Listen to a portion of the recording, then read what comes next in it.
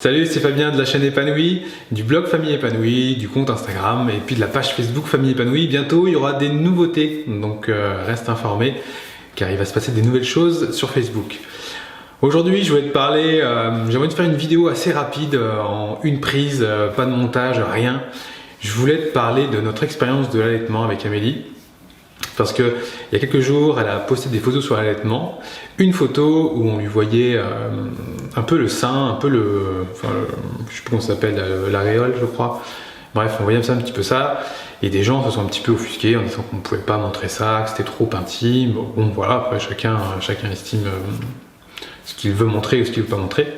C'était la première fois qu'Amélie faisait ça. D'habitude, elle faisait toujours attention de cacher ses seins. Et puis une deuxième qui a enchaîné, une photo où elle est avec les enfants, où elle explique, fait un petit retour sur ce post. Et puis elle dit qu'elle est assez perplexe aujourd'hui sur le nombre de femmes qui ne peuvent pas allaiter. En gros, si vraiment il y avait des réels problèmes d'allaitement au niveau des femmes, la survie de l'espèce humaine serait quand même en sacré danger. Donc en fait, c'est absolument pas un jugement, c'est juste que je vais te raconter notre histoire et peut-être qu'elle va sûrement t'aider pour un prochain enfant, pour un prochain allaitement, ou si t'es enceinte par exemple et que tu veux allaiter et que tu as entendu beaucoup de gens qui ont des problèmes, en fait tu sais pas trop comment faire, je vais simplement te raconter notre histoire. Donc Arthur est né en 2012 et on était dans le train avec Amélie, elle était enceinte, c'est 15 jours avant qu'elle accouche. Et puis elle me donne une plaquette, la plaquette faite je crois par le ministère de la Santé sur l'allaitement. Et puis elle me dit ouais j'aimerais bien allaiter, j'aimerais que tu lises ça. Et alors moi à l'époque, elle m'aurait dit qu'elle donne le biberon ou qu'elle allaite, je n'y connaissais mais absolument rien. Donc pour moi allaitement et biberon c'était exactement la même chose. Et puis en gros c'était un peu le choix de la maman, ce qu'elle avait envie de faire. Donc limite si elle veut allaiter, oui c'est bien parce que c'est un peu... je sais pas, c'est un peu bobo, et puis pour moi tout le monde donnait le biberon, donc si elle avait donné le biberon, ça m'aurait paru en fait logique. Et elle me donne ce papier, enfin ce fascicule, je le lis, et alors là c'est vraiment, on dégrossit l'allaitement, hein, c'est vraiment la base. Hein. Et là je fais waouh, mais en fait c'est énorme quoi, l'allaitement c'est déjà en fait c'est la normalité.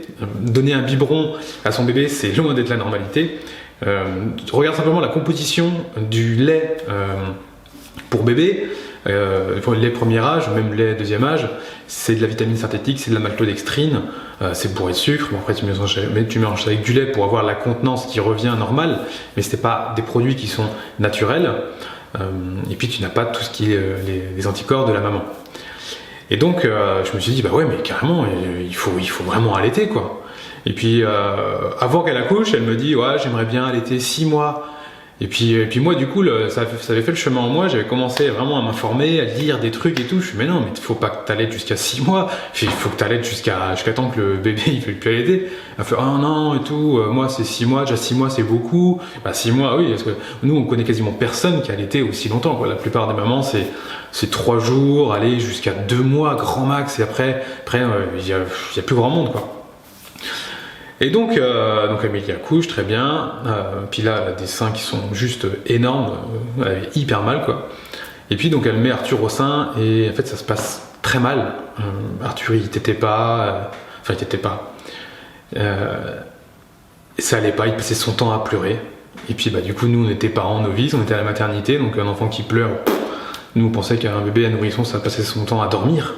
Donc déjà on n'avait pas les bonnes réactions tout de suite, la bonne façon de le prendre dans les bras, tout un ensemble qui fait qu'on n'y connaissait rien et on le mettait avec un bébé sans rien y connaître.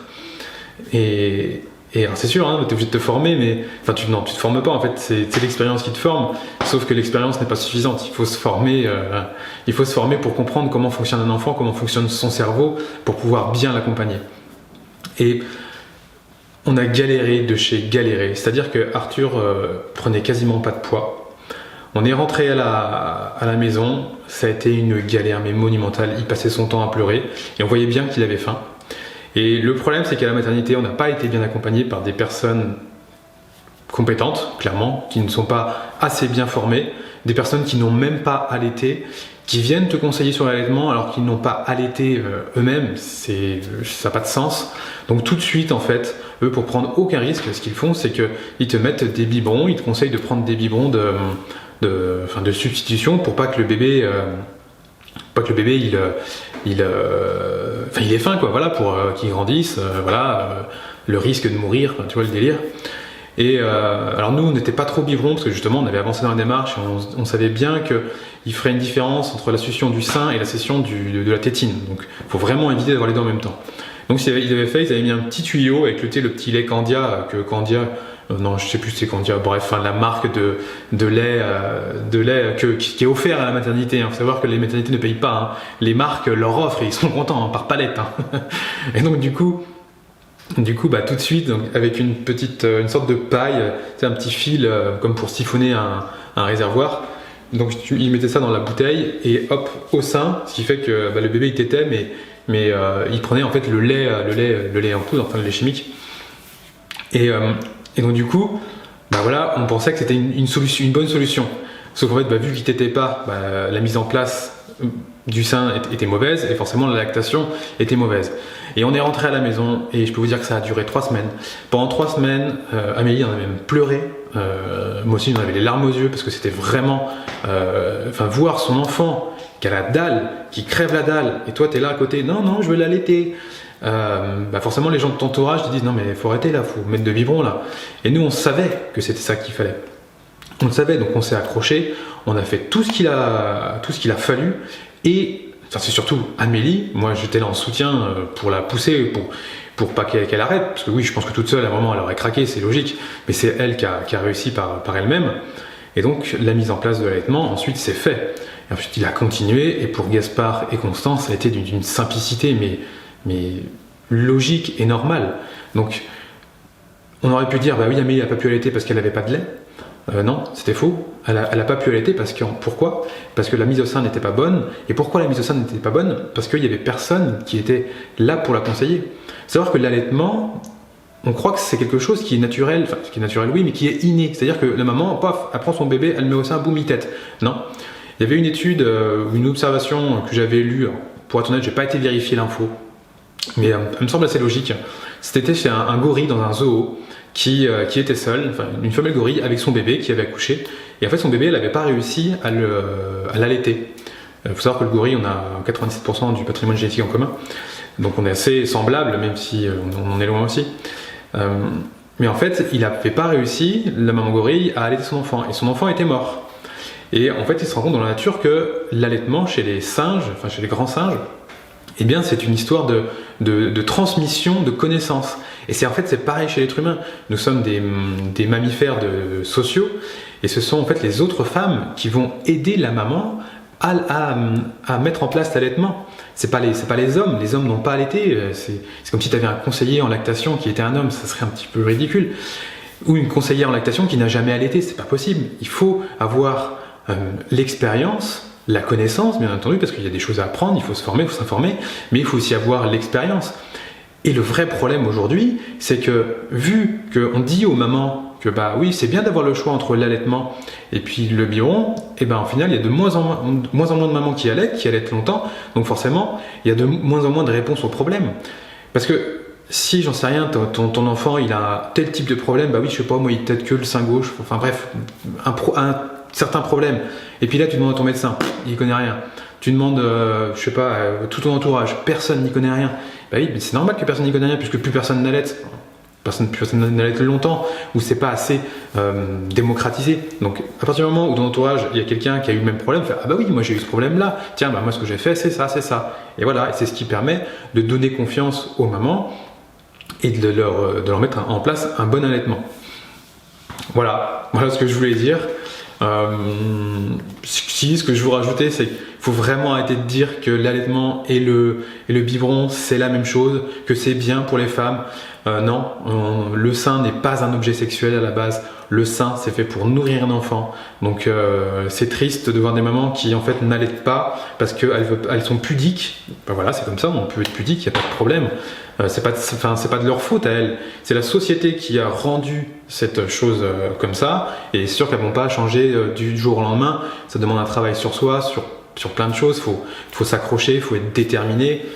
Et c'est sûr que c'est pas normal. Dans la nature, la mise en place du sein, la mise en place de l'allaitement, c'est au sein. C'est une chose qui est tout à fait logique et tout à fait normale. Et personne ne se pose la question de savoir si on met un biberon ou pas. Voilà, donc faut vraiment arrêter de dire ou arrêter de croire que le biberon c'est la même chose que le sein. Le lait est de meilleure qualité au sein et ça tu peux continuer encore longtemps.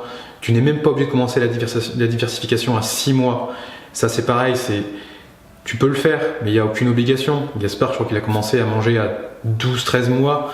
Il a vraiment commencé à manger à 14, je crois. Et Constance, tu vois, elle a 8 mois, elle n'a pas commencé la DME. Tu vois qu'elle est très très bien portante. Et c'est logique. La nourriture, le lait, c'est de la nourriture. C'est quoi? C'est des macronutriments, vitamines, glucides, lipides, et puis des micronutriments, donc toutes les vitamines, tous les minéraux. Donc il y a déjà énormément. Ils vont juste simplement téter plus. Et je peux te dire que Gaspard, c'était un sacré gros pépère. À 12 mois, il était uniquement allaité. En fait, tout est logique. Et dans les aliments, c'est la même chose. C'est des micronutriments, c'est des macronutriments. C'est tout, c'est pareil. Après, c'est la quantité. Et la maman, elle va pas pouvoir fournir 1000 calories par jour de lait. Voilà, c'est que ça tire, quoi. Voilà. Et puis il y a aussi le côté affectif qui est hyper important. Avec le biberon, tu perds du côté affectif. Alors je dis pas ça pour culpabiliser les mamans qui me disent oui, bah moi je donne aussi de l'amour et tout. Bien sûr, ok, c'est ok, mais c'est pas comparable. Moi non plus, j'ai pas été allaité. Parce que souvent on dit oui, bah moi j'ai pas été allaité et voilà, je suis quand même assez stable. Oui, enfin c'est un argument totalement ridicule. J'ai pas été allaité, j'ai pris des fessées et je suis devenu ce que je suis. Oui, bah ok, bah si t'avais été allaité et si t'avais pris des fessées, bah tu serais peut-être encore mieux. Je sais pas, tu vois, c'est des arguments qui n'ont strictement aucun sens. Voilà, donc surtout, si tu veux mettre en place un allaitement, entoure-toi de personnes de qualité, va à la Leche League, il y a vraiment des personnes compétentes, déjà sur leur site, c'est une mine d'infos, c'est vraiment top. Et entoure-toi vraiment de personnes compétentes, car un bébé qui pleure, c'est mise au sein tout de suite. C'est ce qui s'est passé chez nous avec Gaspard, c'est un bébé calme. C'est ce qui s'est passé encore plus avec Constance, qui a plus d'expérience, donc bon, elle est juste extraordinaire. Et avec Arthur, quand il était bébé, bah non, c'est pas ce qu'on faisait, parce que nous, on avait peur qu'il s'habitue au sein, d'en faire un bébé capricieux. Et puis on doutait tout le temps, on était tout le temps dans le doute, donc il fallait s'informer, il fallait lire plein de trucs tout le temps. Puis l'entourage, vu que c'est un premier enfant, bah, qui arrête pas de te raconter, mais strictement n'importe quoi, parce qu'il n'y connaît rien, juste parce qu'il a eu un enfant.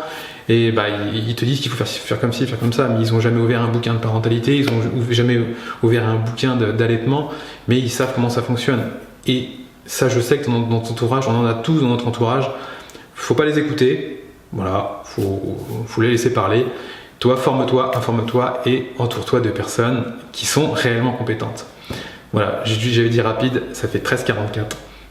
Voilà, donc une vidéo voilà, pour encourager l'allaitement, vraiment, absolument pas pour culpabiliser. Je sais qu'il y aura des commentaires négatifs sous la vidéo, c'est comme ça. Essayez de retenir le message positif qu'il y a dedans, plutôt que comme souvent, critiquer parce que machin, bon, ok. Retenons plutôt les choses positives. Soyez focus sur ce que vous avez envie de faire. Il faut être déterminé pour réussir. Rien n'est facile. On a toujours l'impression que nous, on fait les choses facilement. Non, nous, tout ce qu'on fait ou tout ce qu'on arrive à faire, on se bat parce qu'on le fait à fond et qu'on lâche pas. Voilà, si tu découvres nos chaînes par cette vidéo, donc nous sommes Amélie, Fabien, nous avons 3 enfants, nous parlons de parentalité, enfin surtout Amélie, moi je fais quelques vidéos sur l'alimentation, j'ai un programme sur l'alimentation, on a aussi des ateliers, Amélie des ateliers Montessori, sur le sommeil également. Donc si tu découvres la chaîne, abonne-toi vraiment si tu aimes la parentalité positive, le maternage proximal, enfin vraiment des conseils pour avoir une parentalité cool, une parentalité épanouie, sans punition, et oui, bien évidemment sans fessées, sans cris, sans menaces, sans chantage, sans quoi? Sans récompense. Et oui, il n'y a pas de récompense chez nous. On félicite pas nos enfants, par exemple. Tu vas voir, donc regarde nos vidéos. Si ça t'étonne un peu, tu vas voir que tout est logique et que ça donne des résultats assez extraordinaires. Voilà, tu peux liker la vidéo, bien évidemment la partager à une maman qui va bientôt allaiter ou qui voudrait allaiter. Donc pas la peine de faire le forcing parce que sinon ils vont mal le prendre. Et sur ce, eh bien, prends soin de toi et de tes enfants.